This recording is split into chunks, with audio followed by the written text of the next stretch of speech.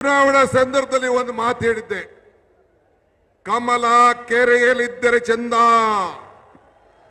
ತೆನೆ ಹೊಲದಲ್ಲಿದ್ದರೆ ಚಂದ, ಈ ದಾನ ಧರ್ಮ ಮಾಡುವ ಕೈ ಅಧಿಕಾರದಲ್ಲಿದ್ದರೆ ಮಾತ್ರ ಚಂದ ಅಂತ ಹೇಳಿದ್ದೆ. ಈ ದಾನ ಧರ್ಮ ಮಾಡುವ ಕೈ ಅಧಿಕಾರದಲ್ಲಿದ್ದಕ್ಕೆ ಇವತ್ತು ಬಡವರ ಕಲ್ಯಾಣಕ್ಕೋಸ್ಕರ ಬಡವರಿಗೆ ಶಕ್ತಿ ತುಂಬಿ, ಆರ್ಥಿಕವಾದಂತ ಶಕ್ತಿ ತುಂಬಿ, ಬೆಲೆ ಏರಿಕೆಯಿಂದ ತತ್ತರಿಸಿದ್ದಂತ ಸಮಾಜಕ್ಕೆ ಧೈರ್ಯವನ್ನು ಕೊಟ್ಟು ಇವತ್ತು ಜನರ ಕಲ್ಯಾಣ ಸಂಕಲ್ಪವನ್ನು ಮಾಡಿ ನಮ್ಮ ಸ್ವಾಭಿಮಾನಿಯ ಸ್ನೇಹಿತರುಗಳು ನಾವೆಲ್ಲ ಸೇರಿ ಈ ರಾಜ್ಯಕ್ಕೆ ಒಂದು ಸಂದೇಶವನ್ನು ಕೊಟ್ಟು ರಾಮನಗರದಲ್ಲಿಗೆ 4 ಗೆದ್ದಿದ್ದೇವೆ,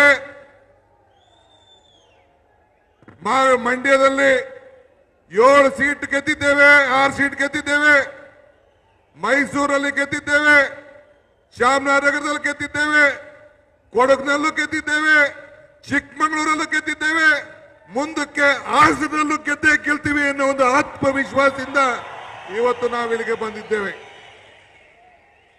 ಇದಕ್ಕೆ ನೀವು ಸಹಕಾರ ಕೊಡಬೇಕು.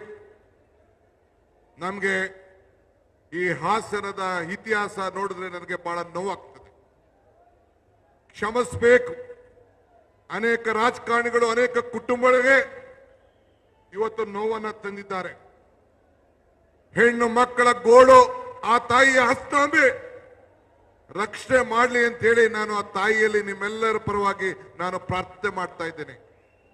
ಆ ತಾಯಿಯಂದಿರ ಸ್ವಾಭಿಮಾನ ಉಳಿಸ್ಬೇಕು ಅಂತಾನೆ ಇಲ್ಲಿ ಸ್ವಾಭಿಮಾನ ಸಮಾವೇಶವನ್ನ ನಾವಿಲ್ಲಿ ಹಮ್ಮಿಕೊಂಡಿದ್ದೇವೆ.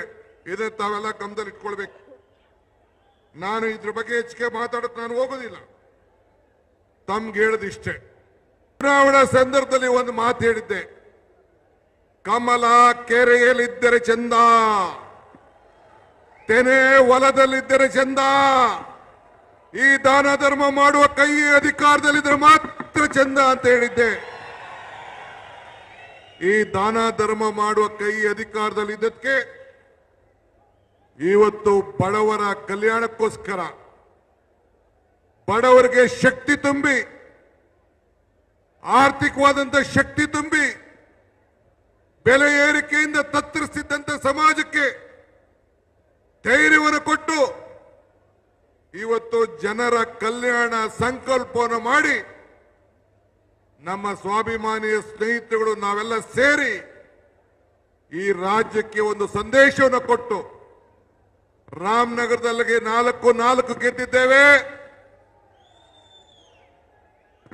ಮಂಡ್ಯದಲ್ಲಿ 7 ಸೀಟ್ ಗೆದ್ದಿದ್ದೇವೆ, 6 ಸೀಟ್ ಗೆದ್ದಿದ್ದೇವೆ, ಮೈಸೂರಲ್ಲಿ ಗೆದ್ದಿದ್ದೇವೆ, ಚಾಮರಾಜನಗರದಲ್ಲಿ ಗೆದ್ದಿದ್ದೇವೆ, ಕೊಡಗಿನಲ್ಲೂ ಗೆದ್ದಿದ್ದೇವೆ, ಚಿಕ್ಕಮಗಳೂರಲ್ಲೂ ಗೆದ್ದಿದ್ದೇವೆ, ಮುಂದಕ್ಕೆ ಹಾಸನದಲ್ಲೂ ಗೆಲ್ತೀವಿ ಅನ್ನೋ ಒಂದು ಆತ್ಮವಿಶ್ವಾಸದಿಂದ ಇವತ್ತು ನಾವು ಇಲ್ಲಿಗೆ ಬಂದಿದ್ದೇವೆ.